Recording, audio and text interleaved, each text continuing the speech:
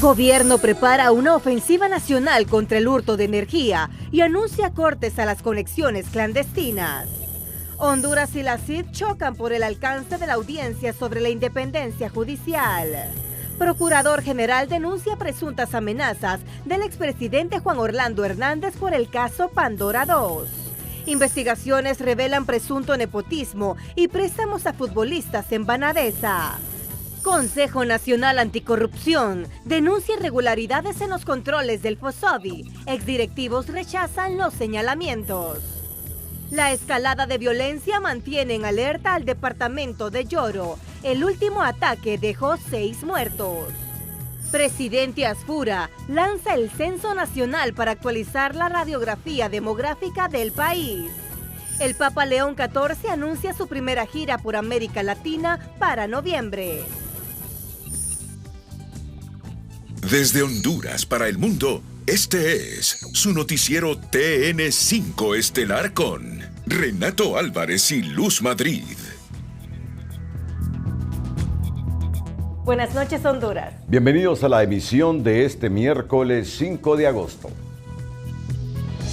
La noticia del día es presentada por Claro. Si ves punto rojo, ves descuento en smartphones al contratar tu plan postpago.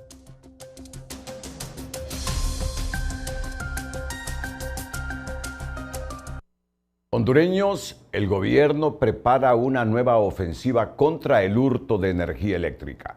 La NE planea contratar empresas privadas para ejecutar cortes masivos de pegues clandestinos, apoyándose en tecnología de alta precisión para identificar a quienes consumen electricidad sin pagar. Ulises Aguirre nos presenta los detalles. La ambiciosa reforma al sector eléctrico del país al parecer no llegará sola.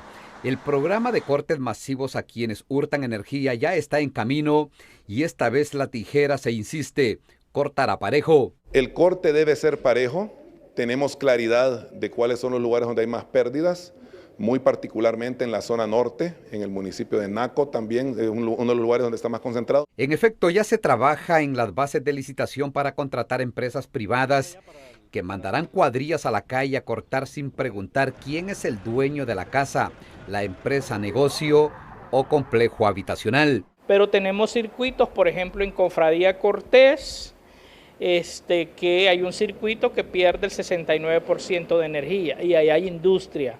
Y ahí se puede saber quién es la industria y cómo están. Según un reciente informe de ASJ, el mayor hurto de energía se concentra en la zona norte del país con municipios donde la facturación no llega ni al 40%, sitios donde las empresas subcontratadas trabajarán día y noche. Y es aquí donde salta la pregunta obligada y recurrente, y es si en esta oportunidad no se volverá a repetir la historia de convertir estos cortes de energía en un show mediático. Y es que en otros tiempos las cuadrillas salían a la calle con más periodistas que técnicos de la ENE, en jornadas que no pasaban de 2 días, versión que esta vez podría ser diferente si se combina la tijera con la tecnología de punta a prueba de hurto que ya tiene la institución. Pero con un modelo de gestión diferente, no como el show que se hacía en el pasado. La diferencia hoy en día es que están los sistemas 3.0 que la empresa tiene y que digitalizada tira la señal donde va a ir el medidor.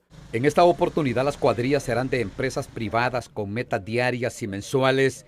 Los pegues clandestinos se detectarán a simple vista con rigurosas inspecciones, pero sobre todo con el uso de los sistemas de alta precisión de la ENE que revelarán en pantalla con un punto o una fotografía la casa, la industria, el negocio o el complejo habitacional que consume energía, pero no paga.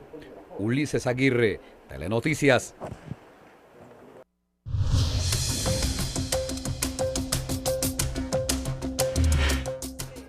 El jefe de la bancada del Partido Liberal, Jorge Cálix, reafirmó a través de su cuenta en X el compromiso de su partido con la reorganización de la Empresa Nacional de Energía Eléctrica. Aseguró que la contrapropuesta que preparan busca preservar el carácter público de la NE y al mismo tiempo fortalecer su transparencia, eficiencia y capacidad para brindar un servicio de calidad a precios justos. Además, informó que el documento registra avances y será presentado para su discusión en el Congreso Nacional. Por la misma red social, la vicepresidenta del Congreso Nacional, Nacional y Sicano, destacó la disposición de la bancada liberal para avanzar hacia una reforma integral de la ANE y del subsector eléctrico, con el objetivo de alcanzar los consensos necesarios para su aprobación. La reforma al subsector eléctrico continúa pendiente de su tercer y último debate en el Congreso Nacional. El proceso permanece en pausa desde junio, a la espera de que el Partido Liberal presente formalmente su contrapropuesta y el Pleno retome la discusión del proyecto.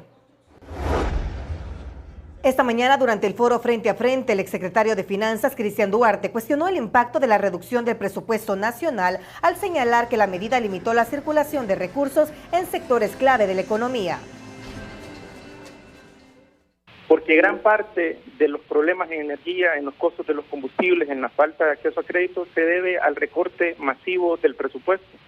El Partido Nacional anunció con bombos y platillos que iban a reducir 25.000 millones de lempiras del presupuesto, y esos son 25.000 millones que hoy en día no están circulando en el sector de infraestructura, no están en los bolsillos de los productores, no están en los bolsillos de los hogares. Ante esta versión, el presidente del Banco Central de Honduras, Roberto Lagos, defendió la importancia de mantener la responsabilidad fiscal y cuestionó la propuesta de aumentar el gasto sin definir su fuente de financiamiento. Entonces él viene y dice, ¿sabe qué? No me importa, voy a poner 25.000 millones de lempiras adicionales en el presupuesto. La pregunta es, ¿de dónde va a financiar ese presupuesto? O sea, ¿de dónde va a financiar ese presupuesto? O sea, es fácil, Cristian, endeudarte a tasa de 9%. Es como que yo me endeude en algún banco con tasa de interés alta y ponga a rayar la tarjeta de crédito. Es difícil ser responsable fiscalmente. El presidente del Banco Central sostuvo que los resultados económicos deben analizarse desde distintos indicadores y reiteró que el desafío está en mantener el crecimiento sin comprometer la sostenibilidad fiscal. El presidente de Conatel, Fernando Andurey, anunció este miércoles que enviará al Congreso Nacional un proyecto de decreto de amnistía para que los operadores de telecomunicaciones y las empresas de televisión por cable que aún no han regularizado su situación puedan hacerlo y continuar prestando sus servicios dentro del marco legal. Y en ese decreto de amnistía que hemos enviado al Congreso, que se está enviando al Congreso, se solicita el borrón y cuenta nueva, habilitando a todos los cableros y operadores de telecomunicaciones que operan en la ilegalidad o clandestinidad. Es decir, se les va a ofrecer la oportunidad de que vengan a legalizarse, que paguen todos los derechos por licencias, permisos y todo lo que pagan. Según Conatel, en Honduras existen alrededor de 500 empresas de telecomunicaciones y de televisión por cable que operan en condiciones irregulares. La institución advirtió que, una vez concluido el periodo de amnistía, aplicará las sanciones establecidas en la ley a quienes no regularicen su situación. El crecimiento de los alojamientos ofrecidos a través de plataformas digitales abre un nuevo debate en el sector turístico. Mientras los usuarios destacan la variedad de opciones, los pequeños hoteleros piden que todos los prestadores de servicios operen bajo las mismas reglas, obligaciones e impuestos. Danilo Hernández nos amplía. Los alojamientos en plataformas conocidas como Airbnb están bajo la lupa del gremio hotelero. La Asociación de Hoteles Pequeños de Honduras alertó que este tipo de alquileres particulares operan sin las mismas exigencias, lo que crea una competencia desigual en el mercado. Nosotros ayudamos a recaudar al gobierno un 19% de impuestos y uno de ellos de promoción turística, cosa que estos señores no lo hacen. Entonces yo creo que lo que hay que hacer nada más es ordenar la casa. El gobierno tiene que buscar una estrategia de cómo cobrar ese servicio de hospedaje digital, ¿verdad? Y no hay ningún inconveniente. Además, en varios destinos turísticos, los pequeños hoteles aseguran que cada vez les resulta más difícil sobrevivir. En Francisco Morazán, Copán y Roatán reportan menos ocupación e ingresos, mientras mantienen el pago de impuestos y otras obligaciones, por lo que amerita una regulación inmediata con las mismas reglas. Al final lo que se requiere, y entendiendo bien lo que OPE ha estado diciendo durante años, inclusive todo el sistema turístico del país, es que no tenemos una regulación base para estos tipos de alquileres de cuartos hotel. Desde la Gerencia de Empresas Sostenibles del COEP señalan que corresponde al Sistema de Administración de Rentas verificar si los propietarios que alquilan alojamientos por plataformas digitales pagan impuestos. De no ser así, consideran necesario garantizar igualdad de condiciones para todo el sector turístico. Ese es un tema que hay que verificarlo, hay que investigar si no están cumpliendo con el pago de impuestos. Tendría que la SAR ver cómo regula si es que no están pagando impuestos. En América Latina, países como México, Colombia y Argentina ya regulan los alquileres turísticos mediante plataformas digitales. En tanto, Chile, Perú y Costa Rica aún analizan iniciativas para establecer reglas claras para este tipo de servicio. La Asociación de Hoteles Pequeños ya dio los primeros pasos enviando el borrador de anteproyecto de ley a la Secretaría de Turismo con la intención de comenzar con la regulación de los Airbnb. Danilo Hernández, Telenoticias. La inteligencia artificial ya no solo está cambiando la forma de trabajar, también está redefiniendo la competitividad de los países. El Banco Mundial advierte que 2/3 de la brecha de productividad entre las economías avanzadas y las emergentes se explican por la velocidad con que adoptan esta tecnología. ¿Qué significa este desafío para América Latina y especialmente para Honduras? André Hernández con los detalles en Tu Nota Explica. Solo esperamos unos segunditos porque es un asunto de importancia. Es un asunto de importancia. La inteligencia artificial. Vamos con la nota y André Hernández. Tu Nota Explica es presentado por Hospital Clínica y Óptica Santa Lucía. El regreso a clases se ve mucho mejor con Óptica Santa Lucía. Prepara a los más pequeños de la casa y aprovecha la promoción especial Back to School con tus tarjetas Back. La IA avanza a ritmos muy distintos en Latinoamérica. En los países con más desarrollo como México, Brasil o Argentina, hasta el 14% de los empleos están siendo automatizados por IA generativa, especialmente en sectores como tecnología, finanzas y servicios profesionales. En cambio, en países pobres como Honduras, solo el 4,5% de los empleos actuales son optimizados por IA, según un informe sobre el desarrollo 2026 de Banco Mundial. ¿Pero a qué se debe?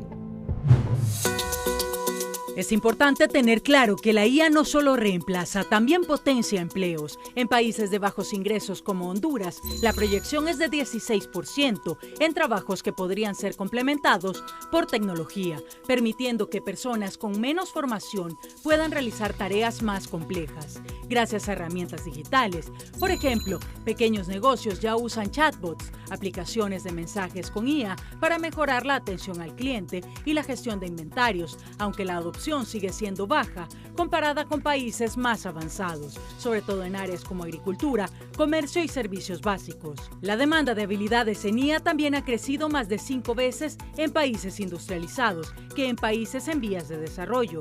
En Latinoamérica, los empleos que requieren conocimientos en IA se concentran en desarrolladores de software, analistas de sistemas y profesionales de mercadeo, mientras que en Honduras, la mayoría de la fuerza laboral sigue en ocupaciones de baja exposición tecnológica. A pesar de los temores iniciales, la mayoría de las empresas en países en desarrollo esperan que la IA aumente la productividad y tenga un impacto positivo en el empleo. En esos escenarios de rápida adopción, las empresas prevén incrementos de productividad de hasta 21% en los próximos 3 años. Es el caso de México, donde cerca del 40% de los negocios formales ya usan IA, basado en datos del informe de la promesa de inteligencia artificial de Banco Mundial. Sus comentarios los leemos en YouTube de tunota.com. La Comisión Interamericana de Derechos Humanos celebró este miércoles la audiencia temática sobre la independencia judicial en Honduras.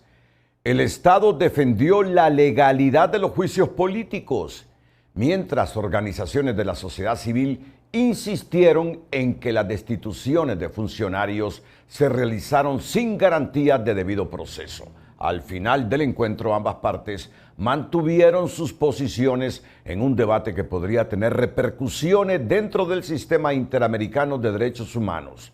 Los argumentos presentados, la respuesta de la CID, es decir, de la Comisión Interamericana de los Derechos Humanos, y lo que este caso puede significar para Honduras, los analizamos a continuación con Gabriela Lobo en profundidad. Así es. Honduras volvió a estar bajo el escrutinio de la Comisión Interamericana de Derechos Humanos en una audiencia temática marcada por posturas encontradas. Por un lado, el Estado defendió la aplicación del juicio político y exhortó a la CIDH a ceñirse a sus competencias. Y por el otro, organizaciones de sociedad civil denunciaron retrocesos en la independencia judicial y en materia de derechos humanos. En la audiencia temática convocada para dialogar sobre la independencia judicial en el país, el Estado representado por su embajadora adjunta ante la Organización de Estados Americanos, Marlene Villela, reclamó que la CIDH habría extralimitado sus funciones al abordar controversias de carácter individual en un espacio que, según dijo, evidencia un claro sesgo político. El Estado de Honduras lamenta que la Comisión convocara a una audiencia con un evidente sesgo político, reuniendo únicamente a organizaciones que sostienen una posición coincidente y crítica respecto del Estado. El Estado reitera que considera especialmente grave que se pretende utilizar una audiencia de monitoreo para debatir controversias individuales, algunas aún pendientes de resolución ante las autoridades nacionales. Esa estrategia desnaturaliza el mecanismo previsto en el artículo 66 del reglamento. El reclamo del Estado surgió luego que organizaciones de la sociedad civil denunciaran ante la CIDH la interferencia en el Poder Judicial y que los juicios políticos con los que fueron destituidos funcionarios del Ministerio Público, el Consejo Nacional Electoral y el Tribunal de Justicia Electoral se realizaron sin garantizar el derecho a la defensa y al debido proceso y desatendiendo las recomendaciones del sistema interamericano en el caso Gutiérrez Navas.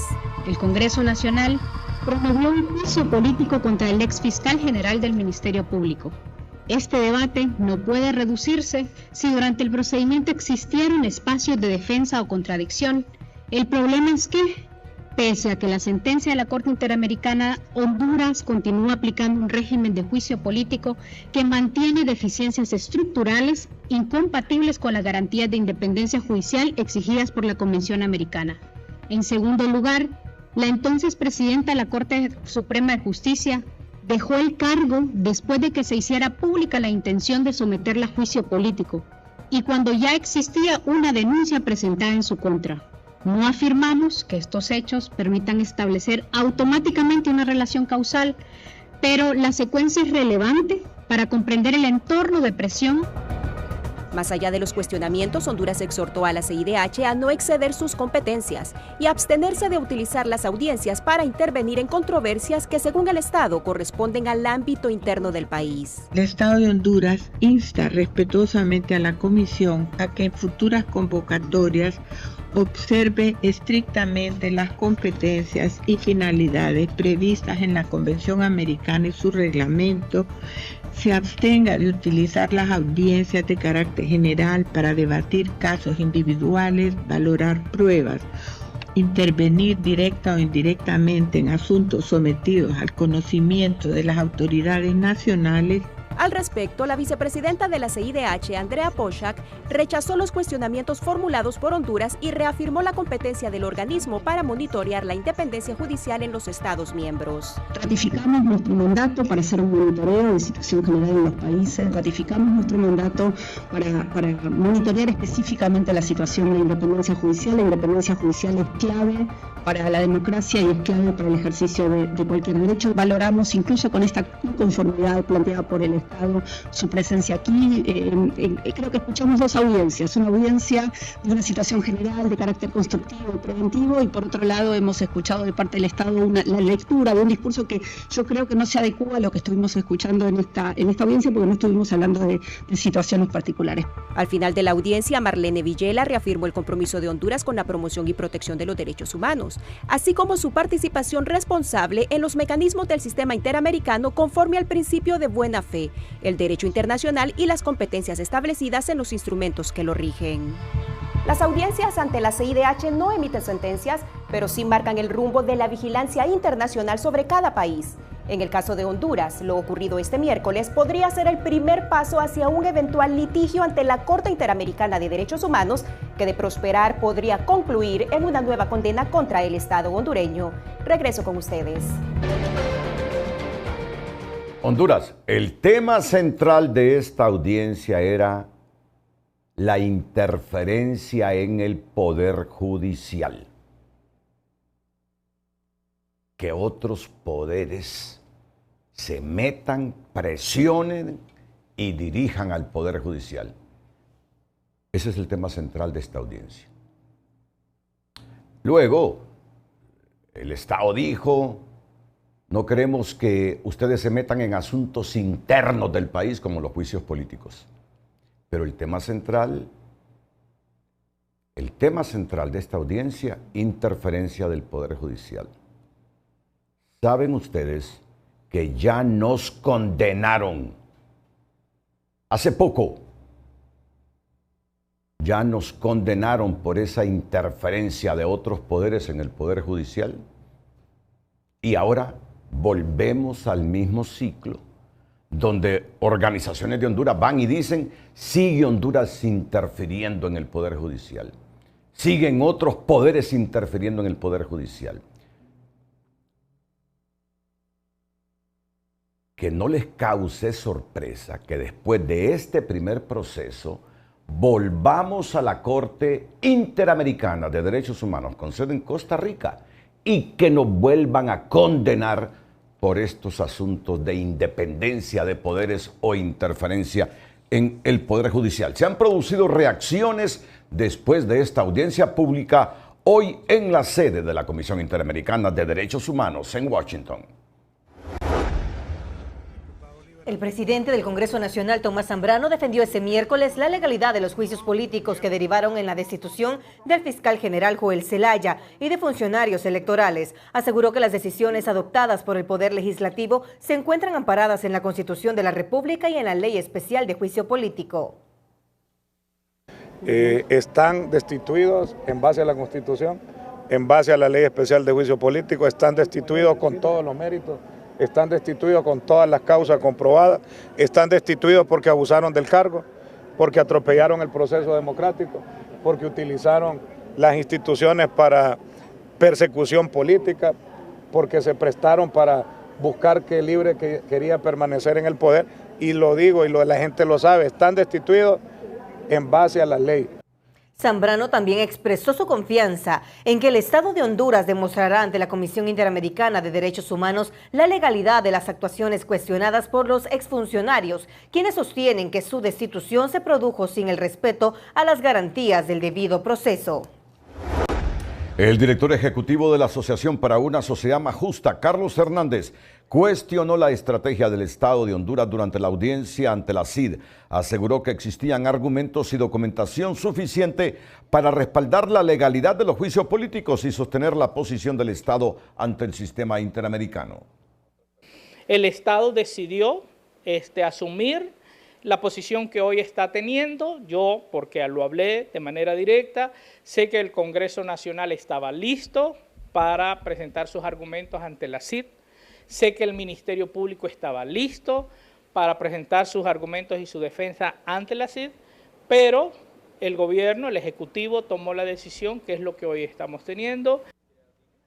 Hernández atribuyó la conducción de la defensa a la Cancillería y a la Procuraduría General de la República. A su juicio, la posición presentada ante la CID no reflejó los argumentos jurídicos que, según afirmó, respaldaban la actuación del Estado. Aquí se defendió un bien mayor. Hay situaciones que vimos durante la ejecución del juicio que de repente no se hicieron de manera correcta. Eso ya se ventiló en los medios, pero creo que aquí había un bien mayor que estaba en riesgo, que era nuestro sistema democrático. Y la Comisión Interamericana, y conozco a algunos de sus miembros, tienen el mandato de defender ese bien mayor, que en el caso de Honduras era la democracia. Y la independencia de poderes. El director de la ASJ consideró que el Estado aún está a tiempo de fortalecer su defensa ante el sistema interamericano. Además, afirmó que los hechos que motivaron los juicios políticos ya habían sido expuestos previamente ante la CID, en el marco de las preocupaciones planteadas sobre la democracia y la alternancia en el poder de Honduras. Ha reaccionado también sobre este tema el exfiscal general Joel Zelaya. Así es, escribió lo siguiente: hoy el Estado de Honduras demostró ante la Comisión Interamericana de Derechos Humanos que no tienen y no tendrán elementos para defenderse cuando corresponda y que la supuesta independencia judicial que pregonan muchos congresistas y funcionarios no fue más que una excusa para justificar los ilegales juicios políticos que solo sirvieron para allanar el camino de la impunidad, permitiendo que muchos de los imputados que hoy buscan regresar al país lo hagan con la confianza de encontrar una justicia balanceada a su favor y fácilmente manipulable. El tiempo revela la verdad y acomoda las cosas para los que hoy caminan libremente y tienen expedientes abiertos, tal como lo advertí. Les estorbaba para sus actos corruptos. Solo permítanme decirles algo rapidito en 20 segundos sobre esto de la Comisión Interamericana. El problema es que cuando eso sube a la Corte Interamericana de Derechos Humanos, nos condenan, generalmente nos han condenado, y tenemos que pagar millones de dólares, dinero que necesitamos para hospitales, para carreteras, para escuelas. Por eso las cosas se deben hacer bien. Y estamos a tiempo de rectificar. Vamos a otro tema. Vanadesa vuelve a estar en el centro del debate. Documentos obtenidos por Telenoticias revelan préstamos cuestionados, posibles casos de nepotismo y señalamientos sobre el destino de recursos que debían impulsar la producción agropecuaria. Mientras productores exigen explicaciones, las autoridades del banco rechazan haber actuado al margen de la ley. El Banco Nacional de Desarrollo Agrícola vuelve a estar bajo escrutinio por presuntas irregularidades en el otorgamiento de créditos y posibles casos de nepotismo. Los señalamientos apuntan al uso de recursos públicos para fines ajenos al objetivo de financiar la producción agropecuaria. Estamos trabajando también con la Comisión de Banca y Seguros. Hemos tenido varias reuniones. Esta semana pasada tuvimos la última reunión aquí en el despacho y estamos tirando las directrices para poder actuar y controlar lo que haya que controlar dentro del banco. Documentos obtenidos por Telenoticias dan cuenta del desembolso de más de 9 millones de lempiras en créditos a jugadores de un equipo de fútbol de Olancho y de otros 3 millones a un miembro del personal administrativo del club. La documentación también registra un crédito por 7.8 millones de lempiras a una persona señalada como familiar del presidente ejecutivo de la institución, así como la contratación de 2 parientes cercanos como empleados del banco. En respuesta, el presidente de Vanadesa negó que la institución haya otorgado créditos a miembros de un club deportivo. También rechazó que el beneficiario del préstamo de 7.8 millones sea su hermano, aunque reconoció que podría existir otro vínculo familiar y confirmó que 2 parientes suyos laboran en la institución. No es hermano mío, sí puede ser familiar mío porque le digo, porque la familia hace rato es enorme, ¿verdad? En el departamento de Olancho, solo de padres somos 32 hermanos y de ahí se derivan pues un montón de cerratos. Tenemos, puede ser, creo que podemos tener 1 o 2 parientes acá, ¿verdad? ¿Y eso no lo pone usted incómodo por el tema de nepotismo? No, la verdad que no, porque son personas que vienen de la empresa privada. Precisamente queremos despolitizar el banco, ¿verdad? Y hemos traído gente técnica, capacitada. Productores consultados cuestionan que los recursos de Vanadesa se destinen a operaciones que, según su criterio, no responden a la misión de apoyar al financiamiento del sector agropecuario. Preocupación, ¿verdad? Que el dinero pues no se esté canalizando a los productores verdaderos, ¿verdad? Sino que se pueda estar dando de repente a personas que ni siquiera producen. Hay productores que están velando más de todo lo que va de este año un préstamo hipotecario y le están pidiendo una serie de requisitos. Sin lugar a dudas, esto es indignante, sinceramente. Lamentamos profundamente lo que está sucediendo con nuestra banca estatal de desarrollo. El presidente de la Junta Directiva de Vanadesa aseguró que las denuncias serán investigadas y que no se tolerarán actos contrarios a la ley ni al mandato institucional del banco. Grupos campesinos y también productores manifiestan indignación ante lo que acontece en el Banco Nacional de Desarrollo. Elías Acosta, Telenoticias. Información confirmada por TN5 Estelar. Hace 3 semanas Narri Afura iba a destituir a la máxima autoridad de Vanadesa. Hace 3 semanas lo iba a destituir.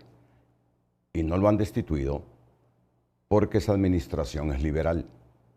Y en este momento necesitan de los votos liberales para la reforma eléctrica. Y temían que se les fuese a complicar aún más este asunto. Saben ustedes, se los he venido diciendo desde hace algunos días, que en este momento el Banco Mundial está haciendo una consultoría técnica en Banadesa para fortalecer o recomendar un modelo más completo y eficiente, porque el gobierno está pensando en hacer reformas a Banadesa o hacer un nuevo banco. Eso lo está pensando Narri Afura. Y hay cuestionamientos a la Comisión Nacional de Bancos y Seguros, que es la que debe regular a todos los bancos. Si Banadesa es un banco y parece que ahí hay timidez o no hay seguridad en lo que pueden hacer. Pero así está el asunto de Banadesa, que puede destaparse aún más en cualquier momento venidero. El Consejo Nacional Anticorrupción denuncia presuntas irregularidades y corrupciones sistemáticas por años en el FOSOBI, según informe. El Consejo Nacional Anticorrupción denunció ante el Ministerio Público a los exdirectores del Fondo Social para la Vivienda, Gilberto Ríos Munguía y Juan Ramón Cruz Carvajal, por delitos como abuso de autoridad, fraude a la seguridad social y malversación, tras identificar un severo colapso administrativo y financiero entre 2020 y 2026. No encontramos solamente errores administrativos. Encontramos un modelo caracterizado por el incumplimiento sistemático de controles, la utilización irregular de recursos públicos y un progresivo debilitamiento de la gobernanza institucional. La investigación del CNA revela que la institución operó en un total abandono contable al dejar de emitir estados financieros, registrando además egresos injustificados por más de 16.9 millones de lempiras entre 2022 y 2025, señalando también a otros 13 empleados de mandos intermedios. Hemos identificado no 1, 2 ni 3 denunciados, es un número bastante amplio, dentro de los cuales se encuentra la señora Zelaya, que fungió en el cargo de subdirectora ejecutiva. En un periodo muy concreto percibía pagos por gastos de representación, sin embargo, al revisar las disposiciones del presupuesto no contemplaban ese beneficio para el cargo. Por su lado, exfuncionarios del FOSOBI respondieron que las acusaciones del CNA no tienen ni pies ni cabeza y niegan de forma categórica haber cometido actos de corrupción durante su gestión. Nosotros asumimos legalmente, nos basamos en el artículo 123 de la Ley General de Administración Pública, es una norma supletoria. No teníamos que aplicar la ley de FOSOBI porque no está contemplado en los vacíos. No tienen ni pies ni cabeza. Hay que remitirse a los 17 meses de administración, qué fue lo que nosotros encontramos, e informamos no solo a los entes responsables del sector vivienda, sino también con casos de corrupción que remitimos a la Fiscalía, muchos de los que están mencionando ahí. Además, el Consejo Nacional Anticorrupción constató la contratación de personal que no cumplía con los requisitos exigidos, valiéndose de información falsa o adulterada en las hojas de vida para favorecer compromisos políticos y favoritismos particulares. Elías Acosta, Telenoticias. Lo que comenzó como el sueño de un emprendedor en Ciguatepeque, hoy es un ejemplo de esfuerzo, perseverancia y trabajo honesto. Esta es la historia del taller de mecánica Gutiérrez y de su crecimiento. El emprendedor de hoy es presentado por Ficosa. Paga mejor es acumular más beneficios con tus tarjetas de crédito Ficosa. Recibe descuentos, acumula cashback puntos, disfruta más y millas para disfrutar de nuevas experiencias. El sueño que atesoró de niño Pedro Gutiérrez hoy es una realidad con un taller de mecánica que es el sustento de varias familias. Yo desde que estaba pequeño siempre me gustaron los carros, porque a veces todo trabajador algún día aspira a poner su propio taller, ¿va? Y esa fue mi mentalidad. Digo yo, algún día voy a poner mi propio taller. Un taller que aparte de brindar servicios especializados responsables en la mecánica, sirve de formación a jóvenes que se profesionalizan en esta rama automotriz. En esto uno hay que ser responsable, sobre todo. Claro, hay muchachos que les gusta la mecánica y pues el que puede venir y le guste, va a aprender. Los trabajos de calidad han servido para darse a conocer con su amplia clientela. Muy temprana edad empezamos a trabajar y la gente a uno lo va recomendando ¿verdad? Y así empezamos. 97 96 06 30. Barrio Zaragoza. Taller Gutiérrez, un emprendimiento que va más allá de ser un simple taller. Desde la ciudad de Ciguatepeque para Telenoticias, Omar Valenzuela. 13 años después, Honduras se prepara para un nuevo censo nacional. Más que contar habitantes, el desafío es obtener una radiografía actualizada del país que permita planificar mejor la salud, la educación, la vivienda, la infraestructura y la inversión pública. ¿Se identifica con algún pueblo originario? Después de 13 años, Honduras inicia un nuevo censo nacional de población y vivienda para actualizar la realidad del país y responder preguntas clave. ¿Cuántos somos? ¿Dónde y cómo vivimos? ¿Y qué necesita cada comunidad? Hoy comenzamos a construir las decisiones que marcarán el futuro de nuestro país.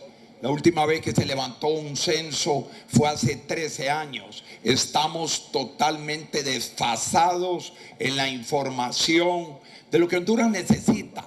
A diferencia del censo del 2013, el proceso se realizará con tabletas electrónicas, cartografía digital y georreferenciación en tiempo real, herramientas que buscan mayor precisión y agilidad en la recolección de la información. Los resultados servirán como base para planificar políticas públicas y priorizar la intervención en salud, educación, infraestructura, vivienda y desarrollo rural. Eso nos dará la brújula para responder con precisión quirúrgica a las grandes preguntas del desarrollo.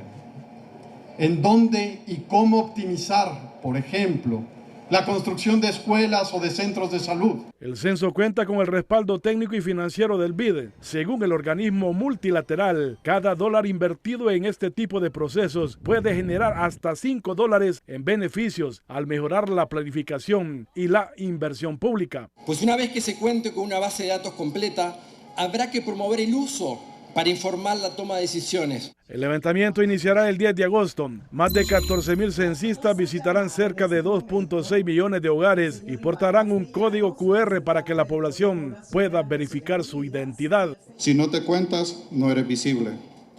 Y cuando una comunidad no es visible, es difícil que sus necesidades sean tomadas en cuenta. El éxito del censo dependerá de la participación ciudadana. El objetivo es contar por primera vez en más de una década con datos actualizados que permitan tomar mejores decisiones para el desarrollo del país. Después de 13 años, Honduras actualizará su fotografía, porque con datos del pasado no se pueden tomar decisiones acertadas para el presente y el futuro del país.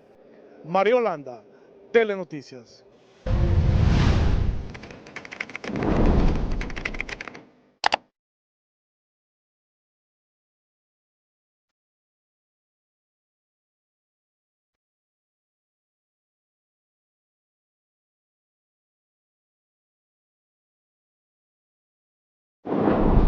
La Ceiba busca recuperar el protagonismo económico que durante décadas la convirtió en uno de los principales motores del litoral atlántico. La combinación de nuevas obras públicas y proyectos de inversión privada abre la posibilidad de atraer empresas, generar empleo y dinamizar el desarrollo de la región. Carolina Martínez nos presenta los detalles.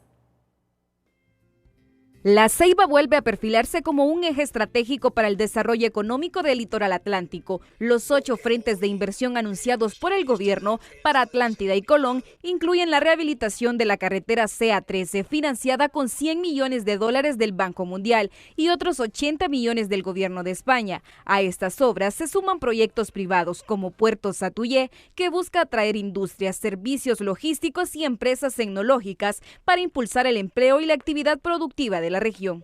El sector público es el que está llamado a generar las condiciones de infraestructura mínimas que se necesitan para poder atraer inversión y que esa inversión tenga condiciones mínimas para que sean competitivos. Y en este caso, todo el tema de energía, de conectividad de carreteras, el tema portuario es vital. Si esas condiciones no se mejoran, entonces el sector privado tiene dificultades en atracción de inversión.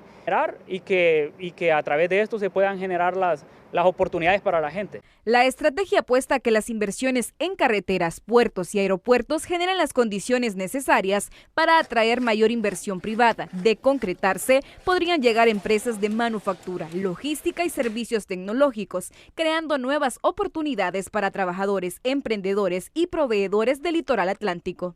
Trayendo más eficiencia, más innovación, aceleran la ejecución de los proyectos, es de tener mucho conocimiento, ver los beneficios reales para el país. El desafío ahora es que la inversión pública y privada avancen de forma complementaria, con transparencia, seguridad jurídica y reglas claras. Si esa articulación se consolida, la Ceiba tendrá la oportunidad de recuperar su papel como uno de los principales motores económicos del Caribe hondureño. El caso Pandora 2 sumó este miércoles un nuevo episodio. El procurador general Dagoberto Aspra denunció que el expresidente Juan Orlando Hernández profirió amenazas contra representantes de la Procuraduría durante la audiencia de declaración de imputado.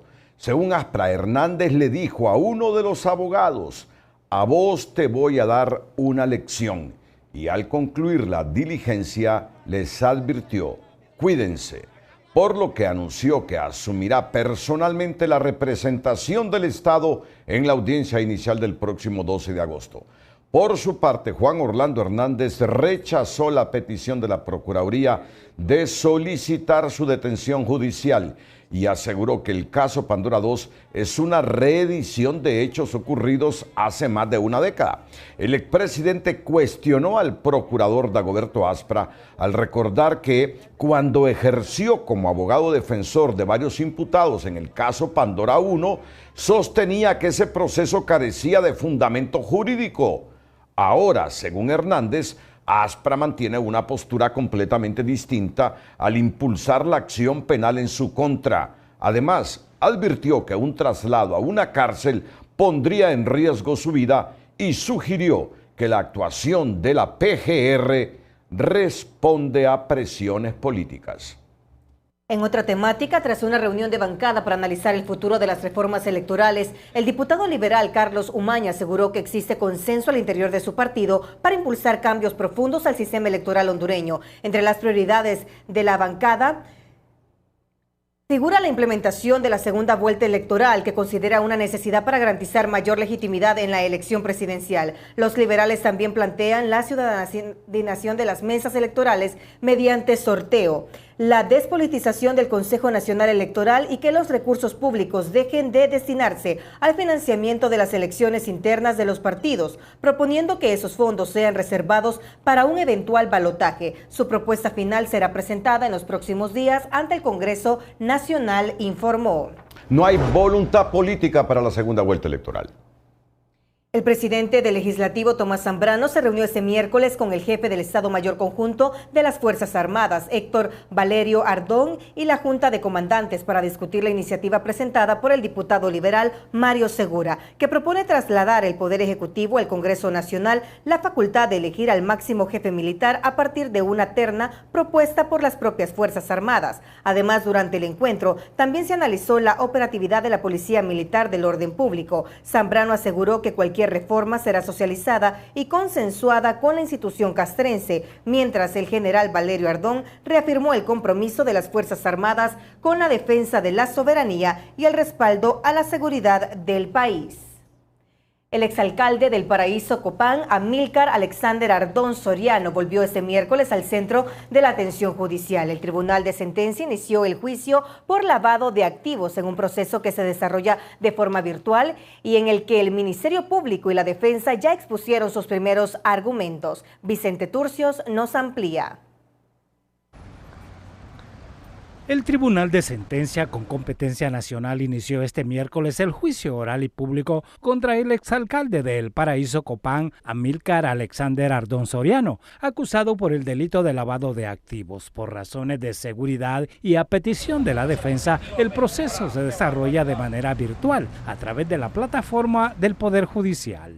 El delito precedente que ellos están invocando es un delito de conspiración para el tráfico de drogas, co-conspiración que no existía al año 2015, que fueron los hechos donde le imputan la obtenencia de estos valores, aun y cuando tenemos la capacidad nosotros para acreditar cada uno de los bienes, porque ellos alcanzan a 6 millones de lempiras. Empezaron con 50, después con 40, ahora dicen que son 6 millones de lempiras. Es más, el único medio de prueba que tiene la Fiscalía y el Ministerio Público es la prueba pericial. Durante la primera jornada, el Ministerio Público comenzó a presentar sus medios de prueba para sustentar la acusación. Por su parte, la defensa cuestionó la suficiencia y la credibilidad de la evidencia presentada por la Fiscalía. Si el objetivo primordial del Ministerio Público, y que la ley ya lo establece, pues es proteger los intereses de la sociedad, ¿verdad? En ese sentido, el Ministerio Público tiene que ser muy responsable, ¿verdad?, en sus requerimientos que presenta, sustentarlos bien para que estos pues vayan en pro o en provecho de la sociedad en general, ¿verdad? Según el requerimiento fiscal, el exedil no logró justificar más de 50 millones de lempiras utilizados para la adquisición de bienes y la constitución de empresas. Por estos hechos, el Ministerio Público ejerce la acción penal en su contra.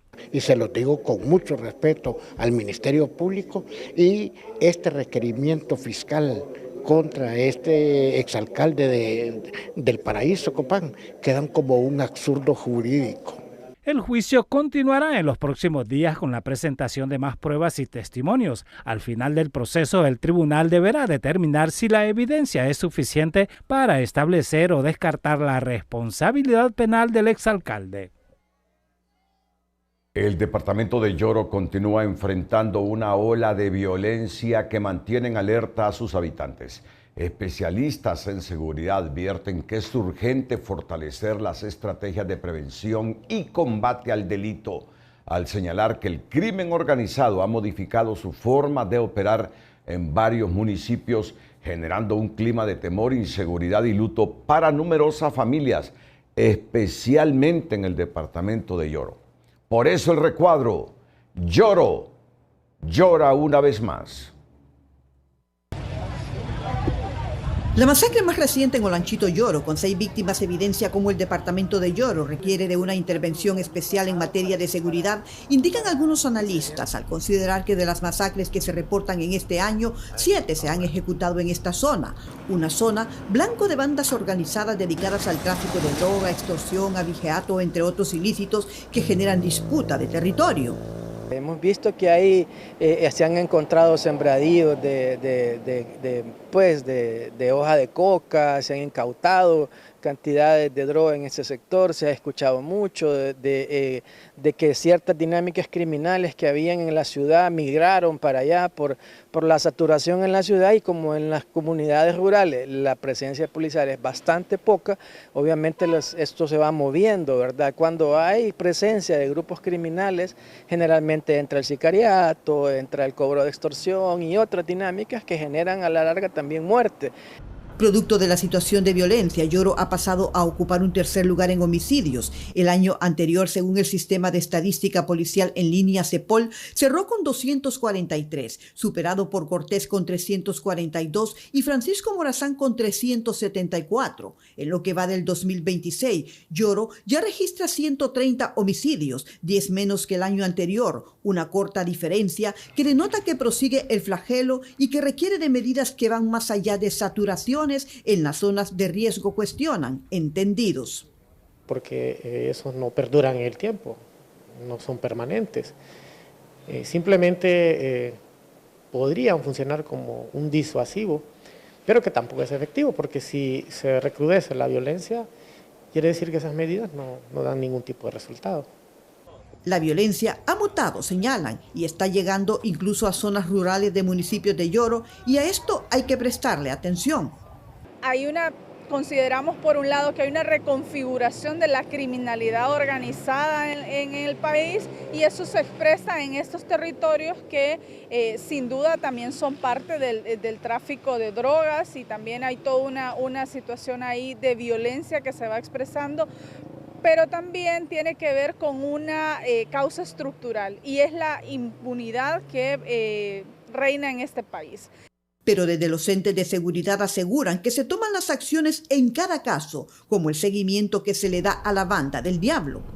y las instrucciones del directorio estratégico continúan, la operación continúa, ¿verdad? Se han capturado a varios miembros de esta estructura criminal en poder de armas, en poder de droga, y se siguen investigando porque el objetivo es dar con la captura de esta persona que se denomina la Banda del Diablo, que es parte de una estructura criminal que lidera en municipios como son Llorito, Sulaco y también Victoria. La zozobra entre la población de algunas zonas de Yoro es latente, indican defensores de derechos humanos, y esto a su vez está generando desplazamiento interno forzado por violencia. La Policía Nacional informó la captura de Joel Salomón García, conocido con el alias de El Peludo, a quien investiga como presunto integrante del dominado Cártel del Diablo. El operativo se ejecutó en la aldea La Trinidad, municipio de Yoro, como parte de las acciones contra esa estructura criminal. Según las investigaciones, el detenido estaría vinculado a un caso de secuestro agravado por el que se habría exigido un rescate de 3 millones de lempiras. Las autoridades afirman que con esta captura ya suman más de 10 personas detenidas por su presunta relación con esa organización delictiva. El juicio por la muerte del estudiante de enfermería Keila Martínez continúa este miércoles en los tribunales de Ciguatepeque con la evacuación de nuevos medios de prueba presentados por el Ministerio Público dentro del proceso que se sigue contra el ex policía Harold Perdomo. Entre los testimonios recibidos por el tribunal destacó la declaración de un testigo presencial bajo régimen especial de protección implementado para evitar su identificación. El debate oral continuará con la presentación de más pruebas y testigos en los próximos días. 4 personas resultaron lesionadas durante un incendio estructural registrado la madrugada de este miércoles en la colonia San Martín, sector 2 de Tegucigalpa. Entre los afectados figuran Gerardina Salinas, de 57 años, Arnulfo Pérez Rodríguez, de 84, y Salvador Rodríguez, de 72, también José Amador Fiallos, de 21 años. La Policía Nacional detuvo en Danlí a un ciudadano venezolano identificado como Miguel Ángel Aramis Becerril, presunto implicado en el asalto a un agente bancario en el barrio Tierra Blanca. Durante el hecho delictivo resultó gravemente herido de bala el joven Jorge Luis Castellano Sosa, quien falleció tras ser trasladado a un centro hospitalario. Según las autoridades, el sospechoso fue localizado cuando comercializaba la misma indumentaria que habría utilizado en el crimen. Bueno, mire, gracias a la rápida acción de la policía y también a lo que es la ciudadanía, ciertos ciudadanos nos ayudaron en lo que es la ubicación de esta persona. Y rápidamente caímos y fue capturado inmediatamente y se le encontraron varias pruebas que lo vinculan, incluso hasta la misma vestimenta del día que utilizó el día de ayer a lo que es el asalto que ocurrió en este sector de Tierra Blanca. El Hospital General San Felipe abrió las puertas de la primera clínica de lactancia materna a nivel nacional, un paso clave en el fortalecimiento de la atención materno-infantil en el sistema público. Este nuevo espacio busca brindar acompañamiento, asesoría técnica y educación directa a las madres para prevenir la desnutrición infantil y asegurar un mejor desarrollo en los recién nacidos, mejorando significativamente las tasas de lactancia exclusiva y la atención integral en el país. César Quintanilla con las condiciones del tiempo para este jueves. El estado del tiempo es presentado por Tigo. Hoy, con la mejor señal y la mayor cobertura de Tigo, un pequeño negocio puede llegar al mundo. Tigo, 30 años de la señal que nos une.